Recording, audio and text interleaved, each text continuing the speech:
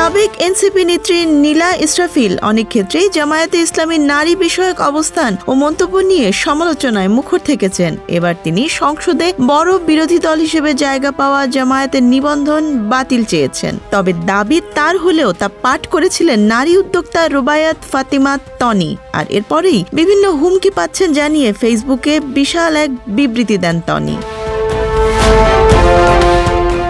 20 ফেব্রুয়ারি 2026 সচেতন নাগরিক সমাজ ব্যানারে আয়োজিত এক সংবাদ সম্মেলনে দেখা গেল রুবায়াত ফাতেমা তনিকে প্রধানমন্ত্রীর কাছে পাঠানো একটি স্মারকলিপি গণমাধ্যমের সামনে পাঠ করেন তনি। তাতে চাইলেন জামায়াতের নিবন্ধন বাতিল। স্মারকলিপিতে দাবি করা হয় জামায়াতের ঘোষিত নীতিতে নারীর রাষ্ট্রীয় নেতৃত্ব অস্বীকার করা হয়েছে, যা সংবিধানের 27 ও 28 অনুচ্ছেদের পরিপন্থী। দলটির আমির ডক্টর শফিকুর রহমানের বক্তব্য উদ্ধৃত করে বলা হয়, নারী রাষ্ট্রপ্রধান, সরকার প্রধান বা গুরুত্বপূর্ণ সাংবিধানিক পদে অধিষ্ঠিত হতে পারবেন না এমন অবস্থান লিঙ্গ সমতার পরিপন্থী। ফলে আরপিও অনুযায়ী দলের নিবন্ধন পুনর্বিবেচনার দাবি জানানো হয়। সংবাদ সম্মেলন শেষ হতেই সামাজিক যোগাযোগ মাধ্যমে শুরু হয় তীব্র প্রতিক্রিয়া। রাজনৈতিক বিতর্ক দ্রুত ব্যক্তিকেন্দ্রিক আক্রমণে রূপ নেয়।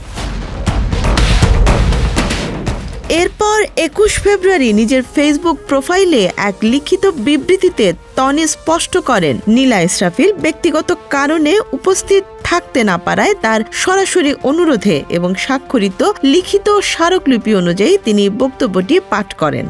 তার ভাষায় স্মারকলিপিটি সম্পূর্ণরূপে নীলা ইসরাফিল ও সংশ্লিষ্ট সংগঠনের উদ্যোগে প্রস্তুত। তিনি এর রচয়িতা নন। ব্যক্তিগতভাবে তিনি কোনো ব্যক্তি বা রাজনৈতিক দলের বিরুদ্ধে অভিযোগ দায়ের করেননি। তিনি কেবল সংগঠনের পক্ষ থেকে প্রদত্ত লিখিত বক্তব্য পাঠ করেছেন, যা ছিল একটি আনুষ্ঠানিক দায়িত্ব পালন। তনির দাবি, সংবাদ সম্মেলনের পর থেকে তাকে লক্ষ্য করে সংগঠিত আক্রমণ শুরু হয়েছে। তার অভিযোগের তালিকা দীর্ঘ।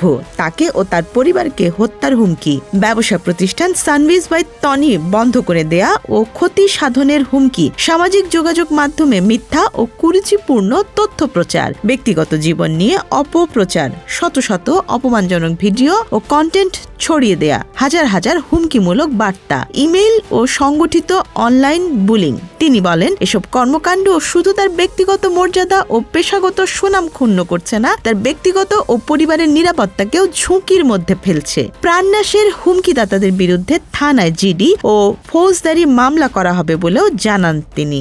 মানহানিকর তথ্য প্রচারকারীদের বিরুদ্ধে দণ্ডবিধির সংশ্লিষ্ট ধারায় মামলা করা হবে। সংগঠিত অনলাইন হয়রানির বিরুদ্ধে সাইবার আইন অনুযায়ী ব্যবস্থা নেওয়া হবে বলেও জানান তিনি। ব্যবসা প্রতিষ্ঠানে ক্ষতির চেষ্টা হলে পৃথক ফৌজদারি মামলা ও ক্ষতিপূরণ দাবি করা হবে, একথা তার বিবৃতিতে জানা যায়। তনি আইন শৃঙ্খলা বাহিনীর হস্তক্ষেপ কামনা করে বলেছেন, গণতান্ত্রিক সমাজে মত পার্থক্য থাকতে পারে, কিন্তু প্রাণনাশের হুমকি ও মানহানি কোনোভাবেই গ্রহণযোগ্য নয়।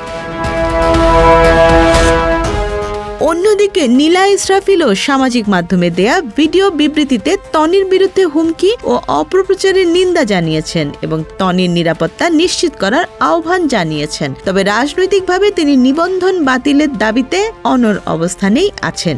নারী নেতৃত্ব বনাম দলীয় মতাদর্শ, সাংবিধানিক সমতা বনাম ধর্মভিত্তিক ব্যাখ্যা, এই সংঘাত এখন আবার জনপরিসরে তীব্র হয়ে উঠেছে। তবে সবচেয়ে আলোচিত হয়ে উঠেছে আরেকটি প্রশ্ন, রাজনৈতিক দাবির ভাষ্য পাঠ করতে গিয়ে কেন ব্যক্তিগতভাবে টার্গেট হতে হচ্ছে একজন উদ্যোক্তাকে?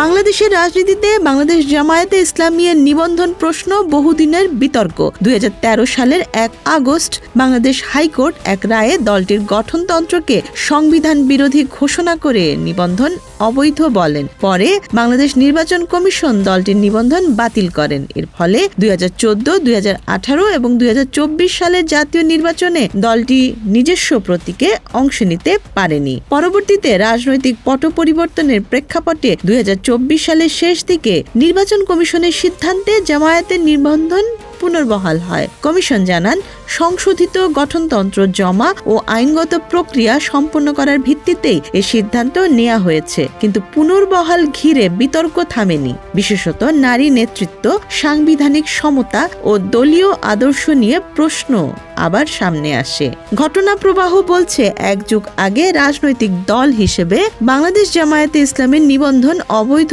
ঘোষণা করে হাইকোর্ট রায় দিয়েছিল। সেই রায় 2025 সালের জুনে বাতিল হলে ভোটে অংশ নিয়ে জামায়াত এখন ছায়া মন্ত্রিসভা গঠনের প্রস্তুতি নিচ্ছে। Desk report, Dhaka express.